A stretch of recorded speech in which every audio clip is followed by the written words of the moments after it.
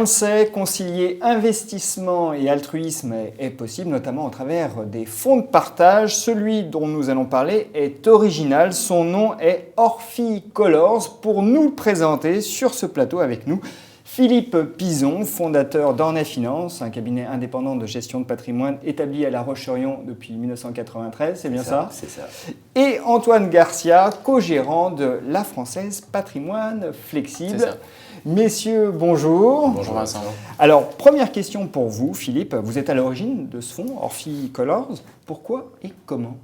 Alors, Orphicolors est né il y a assez peu de temps, puisque je l'ai démarré en septembre 2014. C'est en fait une réflexion que j'ai depuis très longtemps. Je suis installé depuis 1989 professionnellement. Auparavant, j'ai fait médecine et j'ai vécu les premières années de l'apparition de ce fléau qu'était le sida. Ça m'a beaucoup interpellé et lorsque j'ai décidé de changer de métier, je me suis dit qu'on pouvait associer l'altruisme à la profession financière, mais il fallait que je trouve l'idée, tout simplement. Et petit à petit, la réflexion a pris ce sens-là. Il fallait après que je trouve un partenaire, bien évidemment. Mais j'ai préféré mûrir préalablement cette réflexion. Et je voulais, en associant justement ce côté social au côté financier, pouvoir créer un investissement qui avait du sens et aussi, pour l'investisseur, donner du sens à son investissement. Et lorsque j'ai présenté le projet à la Française, tout le monde a été emballé. Donc concrètement, quand on investit dans Orphicolors, on aide à lutter contre le sida. Absolument. C'est un fonds de partage dans sa nouvelle forme et son originalité, puisque c'est, il me semble, le premier fonds de partage qui a été bâti réellement sous cette forme-là. Alors quand vous dites une nouvelle forme, parce que traditionnellement, les fonds de partage appellent avantage fiscal, c'est voilà, ça? Absolument. Et donc, mais c'est un peu compliqué. Alors c'est compliqué, je ne voulais pas mélanger les genres, je ne souhaitais pas pouvoir vendre un avantage fiscal en plus du sens que je voulais donner à ce fonds. Alors c'est vrai qu'il fallait trouver la formule pour pouvoir intéresser et captiver l'investisseur sans qu'il ait besoin de mettre la main à la poche, parce que oui, parce que traditionnellement, on reverse une partie de ses gains au profit d'une association. Voilà, absolument. Et là, ce n'est pas le cas. Voilà, absolument. Donc le reversement du profit des gains crée évidemment l'avantage fiscal dès l'instant qu'il y a cette forme de calcul. Là, pas du tout. C'est un investissement qui est complètement transparent pour l'investisseur. Il a la totalité de la rentabilité. Les fonds qui sont reversés à Aide, en l'occurrence, qui est l'association réceptrice de ces fonds, sont versés à partir des frais de gestion. C'est la Française AM qui reverse une partie des frais de gestion à Aide. Donc c'est indolore finalement du point de vue de l'investisseur. C'est complètement indolore. Et c'est pour ça que j'insiste sur le fait qu'on donne vraiment du sens à l'investissement. Alors ces fonds sont destinés à Aide pour faire quoi? Alors, ils sont destinés essentiellement à l'achat de kits de dépistage. Aujourd'hui, pour vous donner une idée, on est parti sur un encours d'à peu près 5 millions au moment de la création en septembre dernier. Compte tenu des 20% qui sont reversés à Aide au niveau des frais de gestion, ça représente, sur 5 millions, ça représente 20 000 euros. 20 000 euros permettent d'acheter à peu près 3 000 kits de dépistage. Alors 3 000 kits, on peut se dire c'est pas beaucoup, mais en même temps c'est pas mal, sachant qu'en France, il y a beaucoup de séropositifs qui s'ignorent. Absolument, il y a à peu près, selon les statistiques, 30 000 séropositifs qui s'ignorent. Donc ce qui veut dire que on n'a pas encore gagné l'arrêt de la propagation, mais au moins les kits de dépistage permettent de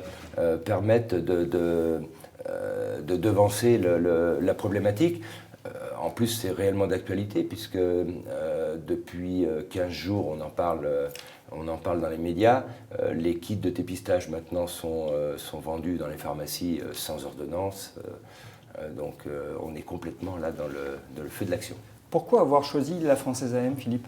Alors la Française parce que c'est une compagnie avec laquelle je travaille historiquement depuis 1990. Et donc c'est aussi une histoire d'homme puisque je connais certaines personnes à la Française depuis l'origine. Dont on a bâti une relation amicale. Et lorsque je leur ai présenté ce projet, ils ont été, entre guillemets, pardonnez-moi, emballés par cette idée-là. Et voilà, ils m'ont suivi. Alors la Française aussi, parce que c'est quand même un groupe financier de renom, avec une qualité de gestion qui n'a plus de secret. Qui n'a plus à être démontré. Voilà, qui n'a plus à être démontré. Alors, c'est à ce moment-là que je me tourne vers vous, Antoine, parce que Orphicolors investit dans un fonds patrimonial dont vous êtes le co-gérant, en l'occurrence la Française Patrimoine Flexible. L'objectif de la Française Patrimoine Flexible? Alors l'objectif de la Française Patrimoine Flexible est simple. Il a pour but d'optimiser le rendement risque du fonds à horizon 3 ans, donc c'est un horizon moyen terme. Et pour ce faire, donc ce fonds est un fonds multiclasse d'actifs et multizone géographique. Donc il va aller investir aussi bien en actions, en taux ou en devises, et sans aucune contrainte géographique, c'est-à-dire en Europe, aux États-Unis, au Japon ou bien dans les émergents. Donc on accède aux principaux marchés, exactement, quels qu'ils soient, et pas uniquement à la bourse. Exactement, l'investisseur accède via ce fonds à vraiment les marchés mondiaux et dans des proportions, comme son nom l'indique, qui sont très flexibles et très réactives. On peut très bien investir sur X% d'Europe un jour et puis X% d'Amérique le lendemain. Voilà, tout ça est très flexible entre les zones géographiques et les classes d'actifs. Concernant les bornes un petit peu, donc les actions, les taux et les devises. Pour la partie actions, en théorie, on a le curseur de risque se situe entre 0 pour le minimum et 65% pour le maximum. Sur la partie taux, c'est 0,100 et sur la partie devise, 0,100 aussi. Donc tout ça est très théorique, mais en pratique, par exemple sur l'année 2015 écoulée, le fonds a investi au minimum, s'est retrouvé au minimum à 22% d'actions et au maximum a été saturé son enveloppe de risque maximale à 65%. Sur la partie taux, on a plutôt eu tendance à à rester très réactif et très flexible, comme son nom l'indique, encore une fois, en prenant une sensibilité taux minimum cette année environ à 1 et maximale à 6.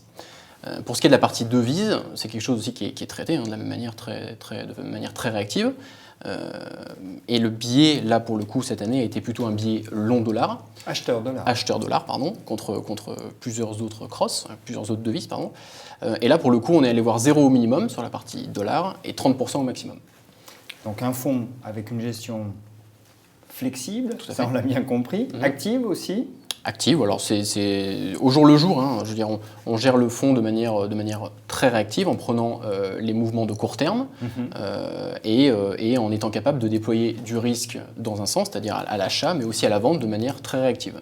Ce qui va permettre d'éviter, on va dire, les accidents de marché, de réduire un petit peu le risque du fonds. Alors, je l'ai dit, Orphicolors investit dans la Française Patrimoine Flexible, mais est-ce que la performance est la même? C'est exactement la même. Tout ce mécanisme pour l'investisseur final, pour le client final, c'est complètement transparent. Il bénéficie de la même performance sur les deux plateformes. Dernière question et d'importance. Quand on veut lutter contre le sida au travers de l'investissement via ce fonds, où le souscrit-on? Alors, Orphicolors est éligible sur l'ensemble des contrats d'assurance vie et référencé en plus auprès de quasiment toutes les plateformes et les compagnies d'assurance qu'on peut trouver sur le marché. Donc, on lutte contre le sida et en plus, on a un fonds patrimonial. Absolument. Messieurs, merci. Merci Vincent.